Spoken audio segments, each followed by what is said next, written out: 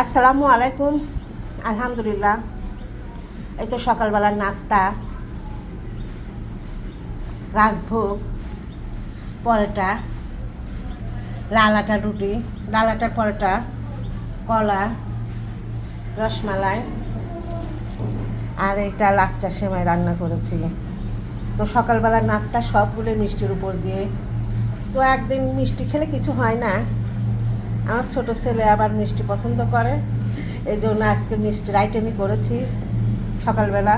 কিন্তু রুটি থাকতে হবে, সকালে রুটি থাকতে হবে, তাও আবার লাল আটার রুটি। তো বন্ধুরা, ভাই বোনেরা, কেমন হয়েছে নাস্তাটা অবশ্যই জানাবেন।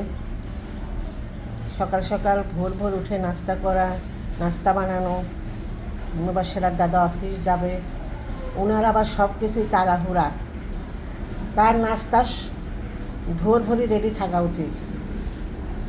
তো কেমন হয়েছে, আপনারা সবাই ভালো থাকবেন।